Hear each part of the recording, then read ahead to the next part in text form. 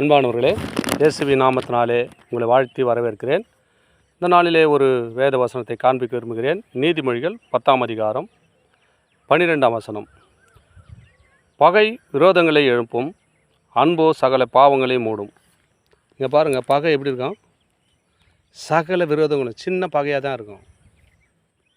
சகல விரோதங்களை எழுப்பிடுங்க. நம்ம பகை நமக்குள்ளே இருக்கக்கூடாது. என் அன்பு மகனே, அன்பு மகளே, யாருக்கிட்டையும் பகையாக இருக்காதீங்க. ஆண்டவர் உங்களை சொல்கிறார், பகை விரோதங்களை எழுப்பிடும், அநேக விரோதிகளை எழுப்பிடுங்க. நம்ம ஒன்றுக்கு சின்ன பகையாக தான் ஒன்று நினைப்போம், மனசில் தான் நினைப்போம். அது பெருசாக எழும்பி அநேக விரோதங்களை எழுப்போம். அன்பு சகல பாவங்களை மூடும். அன்பு சகல பாவங்களை மூடுங்க. அநேக பாவங்கள் செய்தால் கூட சரி, அந்த அன்பான வார்த்தை ஒரு வார்த்தை பேசுனீங்கன்னா அந்த பாவம் அவனை விட்டு நீங்கி அவன் அன்போடு வாழ்வான். இயேசுவின் அன்பு மாசற்ற அன்பு.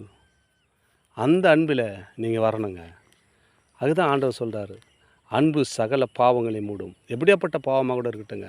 நான் கொலை செய்துட்டேன், நான் திருடிட்டேன், அநேக பாவங்கள் தேவனுக்கு விரோதமாக செய்துட்டேன் அப்படின்னு நினைக்காதீங்க. இயேசு அன்புக்குள்ளே வந்துட்டிங்கன்னா அந்த பாவங்கள் எல்லாம் மூடப்படும். இனி பாவம் செய்யாதே, நீ போ அப்படின்னு சொன்னது போல் ஆண்டவர் உங்களை மன்னித்து அந்த அன்புக்குள்ளே உங்களை நடத்துவாருங்க. பகையை விரோதங்களை எழுப்பும், அன்போ சகல பாவங்களை மூடும்.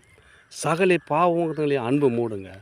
என் அன்பு மகனே, மகளே, இந்த வார்த்தை கேட்டு உங்களுடைய வாழ்க்கையில் விரோதம் இல்லாதபடிக்கு இயேசு நடுமோடு கேட்டு வாழ நீங்கள் உதவி செய்யுங்கிறாங்க. இயேசுவோட அன்பு சகல பாவங்களை மூடும். அந்த அன்பு உங்களுக்குள்ளே இருக்கும்போது உங்கள் குடும்பத்தில் இருக்கிற எல்லா காரியத்தையும் கர்த்தர் அன்புக்குள்ளே மூடி ஆசீர்வதித்து வழிநடத்துவாராக. ஆமேன். Amen. God bless you.